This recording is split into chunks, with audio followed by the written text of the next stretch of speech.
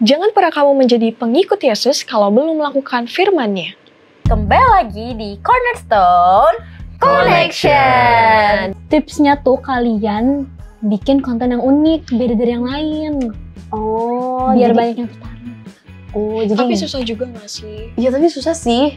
Mancing, kalau mancing kan pasti di laut yang bukan banyak gelombang. Oh, Ya, tenang. selalu ambil yang tenang gitu ya, agak tenang, agak smooth dia punya Pemancingnya di gelombangnya. Empang.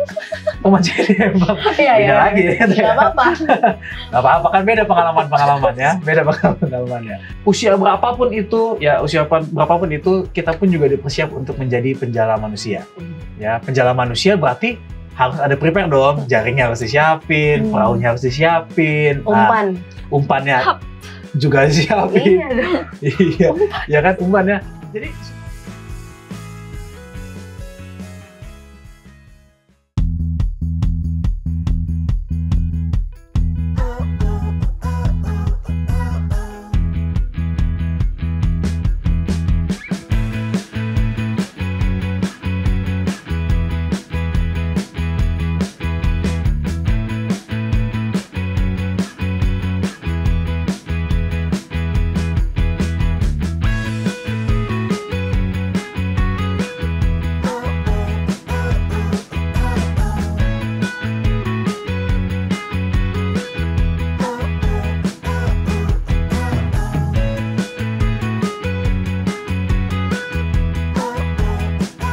Nah, jadi itu dia guys, tips-tips yang bisa aku share untuk kalian. Kalau kalian suka konten seperti ini, jangan lupa follow sosial media aku ya. Bye! Wah, followers aku nambah ya ampun. Ih, keren banget. banget. Cien mau dong diajarin tips supaya nambah followers. Aku juga mau Bisa banget. tau nggak ya? Ih, kasih Gimana tahu, tuh tipsnya? Tipsnya tuh kalian bikin konten yang unik, beda dari yang lain. Oh, Biar jadi, banyak yang tertarik. oh, jadi Tapi susah juga gak sih? Iya, tapi susah sih. Harus mikir-mikir lagi ya. Iya bener. Tapi kamu keren sih, Jen. Terima kasih. Keren banget Bisa sih. banyak followers gitu. Terima kasih. Tapi kalian tahu gak sih cerita tentang Yesus yang mengajak murid pertamanya untuk menjadi pengikutnya? Jadi followersnya. Iya.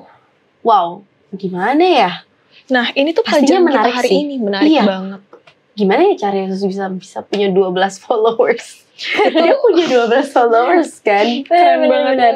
Daripada kita kebingungan, mending kita baca kali ya. Iya, Yes. tapi sebelum baca, aku mau ingetin juga buat teman-teman yang belum punya buku Cornerstone, bisa chat call center Hope Channel Indonesia atau komen supaya bisa dapat buku ini. Jadi gampang banget, tinggal bilang, "Kak, aku mau bukunya," gitu. Nanti langsung dikirim oleh Hope Channel Indonesia. Betul. Oke.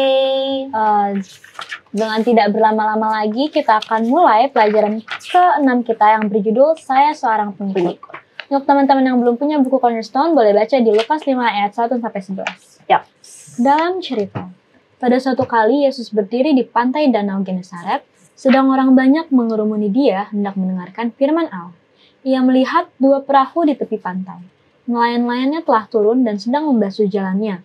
Ia naik ke dalam salah satu perahu itu, yaitu perahu Simon, dan menyuruh dia supaya menolakkan perahunya sedikit jauh dari pantai. Lalu ia duduk dan mengajar orang banyak di atas perahu.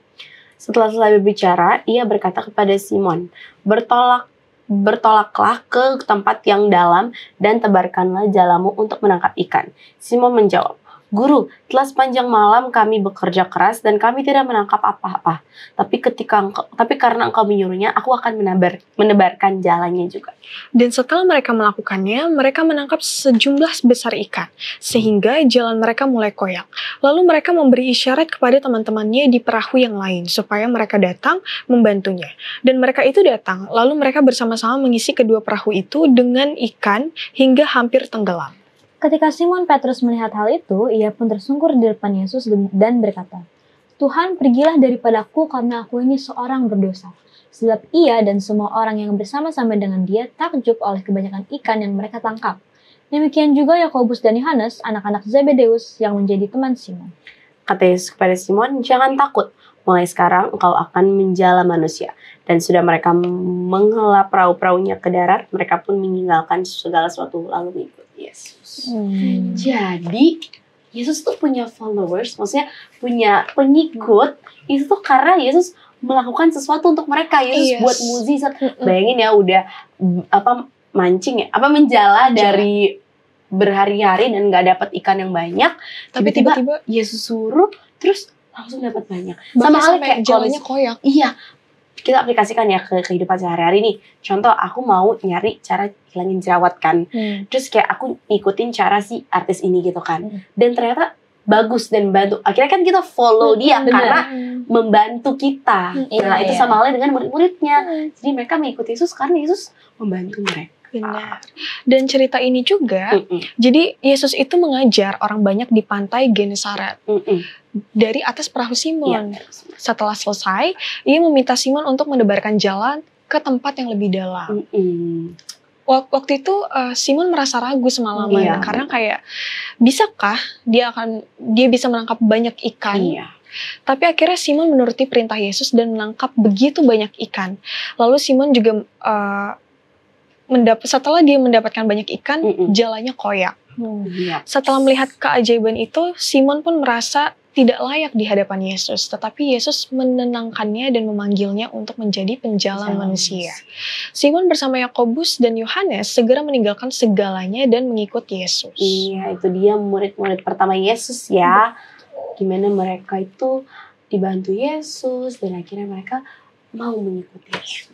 Tapi akhirnya mereka melepas profesi mereka ya sebagai nelayan, sebagai penjala, tapi mereka jadi penjala manusia. Itu lebih bagus gak sih? Betul. Penjala ikan mending penjala manusia. Iya. Oke, tanpa berlama-lama lagi, kita akan lanjut ke Profesor Corner dalam segmen Apakah Kamu Tahu? Apakah kamu tahu? Laut Galilea telah menjadi tempat terkenal untuk menangkap ikan sejak zaman dahulu. Pada zaman Yesus, ada berbagai cara menangkap ikan, seperti menggunakan tangan kosong, keranjang anyaman, perangkap ikan, kail dan pancing, atau bahkan dengan panah dan juga harpun. Namun, metode yang paling sering digunakan adalah menggunakan jaring. Petrus, Andreas, Yakobus, dan juga Yohanes menangkap ikan dengan jala melingkar yang memiliki pemberat agar bisa menjerat ikan dengan lebih efektif. Menggunakan jaring ini membutuhkan keterampilan dan dedikasi yang tinggi dari para nelayan. Yesus kemudian memanggil Petrus dan teman-temannya untuk meninggalkan pekerjaan mereka sebagai nelayan dan mengambil tugas baru yang juga membutuhkan keahlian serta dedikasi. Menjala manusia dan membawa mereka ke dalam kerajaan Allah. Wah, keren banget ya. Nah, kalau kalian mau nggak dipanggil menjadi murid Yesus?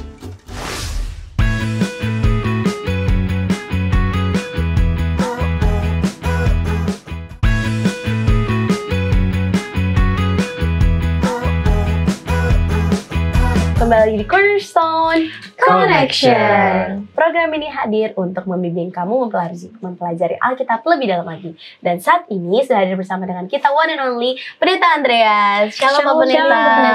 Apa kabar Pak Pendeta? Puji Tuhan, baik. Puji Tuhan. Halo, gimana? Puji Tuhan. Sehat, semangat membelajar Cornerstone. Luar biasa. Oke. Judul pelajaran kita pada hari ini adalah Saya Seorang Pengikut. Untuk ayat intinya terdapat di Lukas 5 ayat 8 sampai 11. Ketika Simon Petrus melihat hal itu, ia pun tersungkur di depan Yesus dan berkata, "Tuhan, pergilah daripadaku, karena aku ini seorang berdosa." Sebab ia dan semua orang yang bersama-sama dengan dia takjub oleh karena banyaknya ikan yang mereka tangkap. Demikian juga Yakobus dan Yohanes, anak-anak Zebedeus yang menjadi teman Simon. Kata Yesus kepada Simon, "Jangan takut, mulai dari sekarang engkau akan menjala manusia." Dan sesudah mereka menghela perahu-perahunya ke darat, mereka pun meninggalkan segala sesuatu lalu mengikut Yesus. Oke, amin.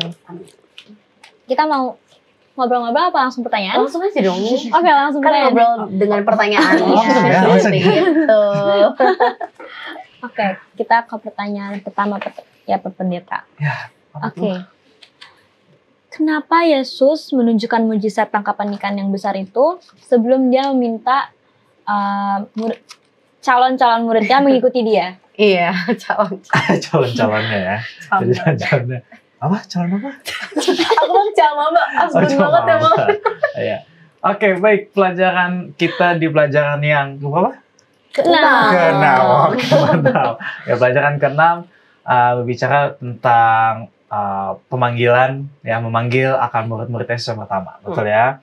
Tapi tadi pertanyaannya adalah kenapa Yesus langsung tunjukkan mukjizat sebelum ngajak? Yes. Kira-kira kalau ada strangers nih, strangers datang ke kalian, kalian mau ikut gak? Enggak. Takut lah. Takut ya? Takut banget ya? Kayak ini om-om ngapain sih gitu rasanya. Om ngapain, abang ini ngapain gitu rasanya ya. Contohnya. Ya, jadi memang agak membingungkan juga kalau Yesus pada saat itu langsung tanya gitu ya. Langsung tanya, kalian mau ikut aku gak? Duh, ini siapa sih, so SKSD banget sih rasanya gitu ya. SKSD banget. Nah, oleh karena itu, pada saat itu kan, tadi sudah diceritakan ya, Yesus sedang berbicara ke orang-orang di Genesaret. Maka dia langsung naik ke kapal, dia ikut di perahunya Simon Petrus ya. Jadi pada saat dia ikut dan akhirnya dia tunjukkan mukjizat, ya. Ada yang tahu bedanya mukjizat sama berkat? Nah, ini bagus nih ya. Ada yang tahu beda mukjizat sama berkat? Emang apa bedanya pendeta? Bedanya.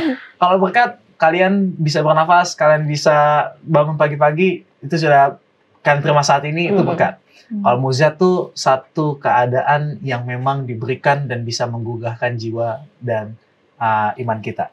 Ya, jadi oleh karena itu kan mukjizat yang dihadapkan oleh Simon Petrus pada saat itu kan yang buat akhirnya dia ke-trigger, siapa sih ini orang gitu ya? Siapa sih ini orang? Kok bisa-bisanya orang ini bisa kasih satu hal yang spektakuler gitu ya, yang luar biasa. Karena keadaan pada saat itu kan kalau orang lagi mancing, pernah mancing nggak kalian? Pernah. Pernah mancing? Kayaknya. Pernah mancing? Pernah mancing? Mau coba. Mancing ya. Mungkin teman-teman kalau di rumah juga ada yang suka mancing contohnya ya. Mancing, kalau mancing kan pasti di laut yang bukan banyak gelombang. Ya, Tenang. selalu ambil yang tenang gitu ya, agak tenang, agak smooth, dia punya gelombangnya. Pemancingnya di Empang. Pemancingnya di Empang. Beda lagi ya. Gak apa-apa. Gak apa-apa, kan beda pengalaman ya. Beda pengalamannya. Ya, jadi orang yang memancing pun juga biasanya kalau tenang, cuaca lagi bagus ya, maka biasanya dapat banyak. Tapi ini kok udah dipancing lama nunggu, kok nggak datang gitu ya. Biasanya kalau udah lama cari tempat lain ya, bisa dapat. Ini enggak, mau sampai cari berapa lama pun juga nggak dapat. Nah, itulah mengapa pada saat Yesus katakan kepada Simon Petrus dan juga semua teman-teman di kapal itu untuk coba tebar lagi jalannya gitu ya. Maka disitulah mukjizat Yesus terjadi dalam kehidupan mereka. Ya, dan itulah mengapa pada saat Yesus katakan tebar lagi, mereka nggak nolak kan? Ngapain sih suruh lagi sih ini stranger gitu ya? Ngapain sih ya? Sosok banget sih udah udah ngikut lagi di kapal, nggak tahu di siapa gitu ya? Ya kan? Ya kan bener ya. Ini kita berpikir sebagai orang yang si Simon Petrus ya, dan juga teman-teman yang lainnya. Ini ngapain sih ngikut ya? Bayar tiket kapal enggak gitu kan? Bisa jadi seperti itu. Tapi inilah mengapa bahwa mukjizat itu penting sekali. Ya, mukjizat itu hadir. Masih di beside dari cerita yang tadi sudah pendeta katakan ya. Mukjizat itu penting untuk mendapatkan hati bahkan jiwa daripada murid-murid Yesus pada saat itu. Oke, aku mau nanya juga nih Pak Pendeta pastinya. Menurut Pak Pendeta, pengaruh dari mukjizat yang Yesus berikan ke murid-muridnya itu apa terhadap Simon Petrus dan juga lain-lain yang lainnya? Iya. Kira-kira yang ngeliat mukjizat hanya Simon Petrus? Tidak. Enggak lah ya. Rame lah ya, semuanya juga melihat ya pada saat itu. Teman-temannya, dan kira-kira orang yang menerima mukjizat itu pasti kan bukan hanya menerima dari visual. Ya, dari visual kan biasa kita lihat dulu baru percaya ya. Bukan hanya visual, tapi teman-temannya pun juga akhirnya tergerak dari hatinya pun juga. Ya, jadi kalau misalnya ditanya ada gak sih tadi pertanyaannya? Ada gak sih mereka pengaruhnya gitu ya? Berpengaruh, sangat berpengaruh. Tapi yang sangat lebih berpengaruh adalah kepada Simon Petrus. Ya, mengapa? awal-awalnya ternyata Simon Petrus ini ya orangnya ini malu-malu gitu ya, malu-malu, nggak percaya, nggak gampang percaya, trust issue lah kalau mau dibilang gitu ya. Ada yang trust issue di sini, kayaknya hampir semua ya. Ya, jadi dari hal sekecil itu gitu ya, dari hal sekecil, nggak kecil lah ya, kayaknya gede banget ya. Hal yang gede ini gitu ya, dan nggak banyak orang yang lihat, orang tepi danau kan nggak lihat ya, orang yang di kapal semua lihat. Dan itu menjadi perubahan bagi nelayan-nelayan yang ada di kapal itu. Ya, jadi kalau ada perubahan atau enggak, pasti ada. Tapi yang lebih berdampak hanya kepada Simon Petrus. Tapi pendeta, setelah kejadian itu, kenapa sih para nelayan itu mau mengikuti Yesus tanpa ragu? Kenapa? Kenapa ya? Iya, Itu dia pertanyaan. ragu-ragu dikit nih sih. Ya, biasanya kan kalau sekali, contohnya teman-teman Cornerstone pun juga di rumah, kalau melihat adanya mukjizat ya, sekali dikasih lihat, cuma sekali aja kali, besok-besok nggak lagi gitu ya. Bisa jadi kayak gitu ya. Transisinya banyak. Ya apalagi zaman-zaman sekarang transisinya banyak banget rasanya ya. Tapi ingat bahwa ini adalah Yesus sendiri. Ya, Yesus yang memberikan segala kehidupan, Yesus yang bisa memanggil siapapun itu menjadi pengikutnya. Maka tadi pertanyaan adalah, kenapa sih nelayan itu nggak ragu gitu ya? Karena mereka dengan iman, ya, dengan mata kepala mereka sendiri, dengan kepercayaan mereka melihat semuanya itu dengan jelas. Ya, kira-kira kalau kalian, ya apalagi hanya satu teman kita yang pakai kacamata ya, kalau dibuka kacamatanya, ya, kira-kira jelas. Kabur. Pasti kabur. Kejar. Itu kan kabur ya. Nah, mereka ini jelas ya dengan mata mereka sendiri melihat bahwa ini nyata. Bukannya yang dibuat-buat. Kan biasanya orang lebih percaya kalau cerita orang ya gitu ya. Apalagi kalau suka cerita-cerita sama teman-teman gitu ya. Gampang banget percaya, padahal nggak benar, belum tentu benar gitu rasanya. Karena teman gitu ya.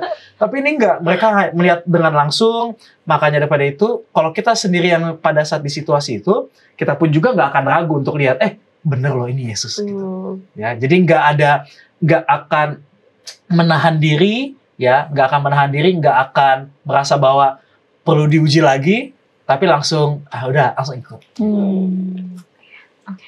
Ini jadi mungkin mau nanya lagi karena dia udah kayak bingung banget. Berapi-api nih, aku mau bertanya nih. Berapi. Tadi di cerita udah dibilang, Yesus bilang ke Simon kalau dia akan menjadi penjala manusia. Itu artinya apa, Pak Pendeta? Iya. Jadi pelajaran kita menjelaskan bahwa Simon pun juga dipanggil bukan lagi penjala ikan lagi, ya, penjala manusia. Penjala manusia apa sih kalau di zaman sekarang gitu ya? Ya pasti kan mancing manusia. Jangan mancing amarah manusia, jangan ya. Ya, tapi itu menjadi saksi Yesus, ya, menjadi pekabar Injil, ya. Kira-kira pekabar Injil terbatas gak akan umur? Ini dulu nih. Terbatas gak sama umur? Enggak. Menurut kalian? Enggak ya? Enggak dong. Iyalah, betul. Enggak dong. Jangan ragu dong. Jangan ragu. Jadi usia berapapun itu, kita pun juga dipersiap untuk menjadi penjala manusia. Ya, penjala manusia berarti harus ada prepare dong. Jaringnya harus disiapin, perahunya harus disiapin. Umpannya juga siapin. Iya, ya kan umpannya. Jadi semuanya itu dipersiapkan untuk menjadi penjala manusia. Kita pun juga kalau kita mau jadi penjala manusia kan harus siap dulu secara mental, fisik, rohani. Nah, ya, kalau kita nggak siap, ya contohnya perahunya ada, tapi jaringnya bolong-bolong. Waduh. Sulit ya, mau jala, lepas. Gitu. Jadi lepas ya. Jadi semuanya harus dipersiapkan dengan baik. Itulah mengapa Simon pun juga pada saat itu, kamu bukan jadi penjala ikan lagi, tapi penjala manusia yang akan bawakan pekabaran aku. Gitu. Semoga kita menjadi penjala manusia juga, seperti murid-murid Yesus. Iya. Betul. Amin. Oke, terima kasih Pak Pendeta sudah menjawab segala pertanyaan-pertanyaan dan keraguan-keraguan kita. Saat ini kita akan masuk dalam segmen Apakah Pendapatmu?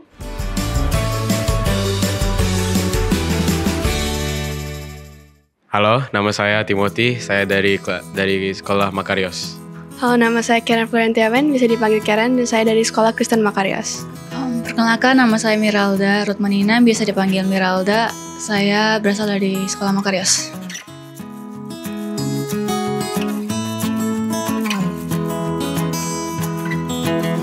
Tentu saja saya siap. Saya memilih jawaban ini karena saya tahu bahwa Tuhan sudah mempersiapkan segalanya, sudah mempersiapkan rumah baru dan semua harta-harta kita di surga. Tentu saja saya siap karena saya percaya jika saya percaya dengan Tuhan, Tuhan akan membukakan jalan saya dan mempersiapkan semuanya untuk saya. Saya siap karena saya yakin jika saya mengikuti Dia, saya akan mendapatkan semuanya jika bersama dengan Dia, karena bahkan apa yang saya tidak dapatkan di dunia ini bisa saya dapatin di Dia, karena jika saya mengikuti Dia, jika saya benar-benar memiliki iman kepada Dia.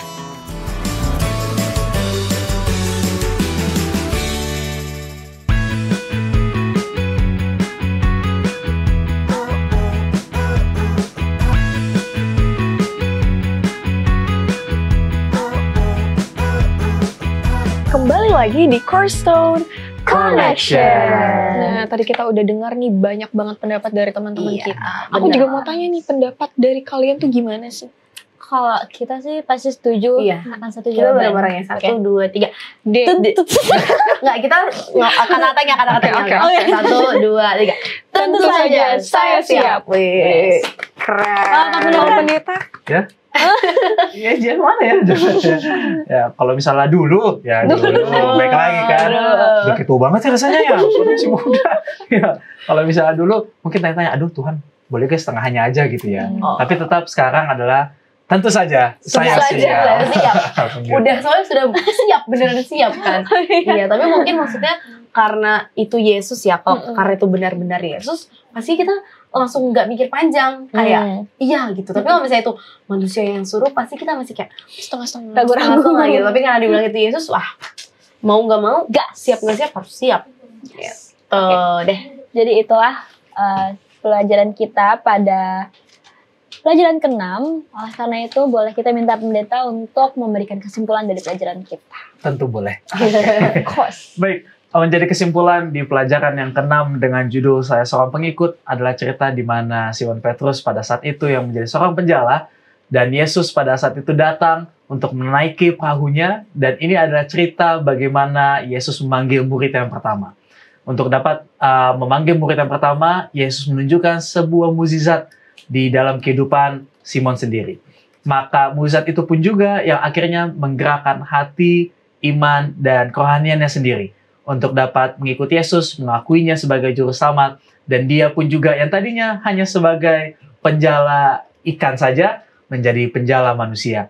Maka itu pun juga menjadi bagian kita sebagai seluruh anak-anak Cornerstone, remaja-remaja Cornerstone dimanapun kita berada. Mungkin pada saat ini kita belum merasakan mukjizat itu.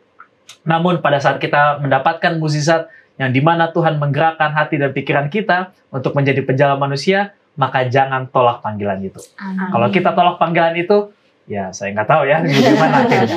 Tapi ingat bahwa setiap panggilan Tuhan menjadi satu panggilan yang baik bagi kita, bagi semua hal-hal dalam kehidupan kita, karena kita yakin dan percaya semuanya itu ada tujuan dan maksudnya. Kiranya Tuhan memberkati. Amin. Terima kasih Pak Pendeta untuk semua jawabannya pada hari ini. Terima kasih. Boleh minta tolong Pak Pendeta untuk mendoakan kami di studio dan teman-teman di rumah. Baik, mari kita tunduk kepala, kita bersatu dalam doa. Tuhan Allah Bapa kami yang bertata dalam kerajaan sorga, terpujilah nama Tuhan. Bahkan di kesempatan kembali pada saat ini bersama-sama dengan seluruh anak-anak Cornerstone yang berada di rumah maupun yang berada di studio. Kami telah mempelajari bagaimana pekerjaan Tuhan, bahkan Tuhan memanggil kami semua untuk menjadi pengikut Tuhan dan merasakan bagaimana mukjizat Tuhan hadir dalam kehidupan kami. Ya Tuhan, meskipun kami masih sangat muda, oleh karena itu pakailah kami dengan sebagaimana adanya kami, karena kami yakin dan percaya apapun yang kami lakukan dan apapun yang Tuhan akan berikan bagi kami akan melaksanakan semuanya dengan sebaik mungkin untuk menjadi kemuliaan bagi nama Tuhan. Ya Tuhan, kami juga mendoakan bagi sahabat-sahabat Cornerstone kami dimanapun mereka berada, dalam kesehatan mereka, Tuhan lindungi mereka, Tuhan jagai mereka. Dan berikanlah segala berkat-berkat Tuhan di atas masing-masing kami. Inilah seluruh doa-doa kami alaskan doa ini di dalam nama Tuhan Yesus kami berdoa. Amin. Amin. Terima kasih pendeta, terima kasih Denis, terima kasih Irena. Terima kasih guys. Demikian pelajaran ke-6 Cornerstone kita. Kiranya kita semua siap untuk menerima panggilan Yesus ketika kita diminta untuk melayani, dan menjadi jala manusia. Sampai ketemu teman-teman yang selalu setia mencari dan belajar firman Tuhan melalui Cornerstone Connection.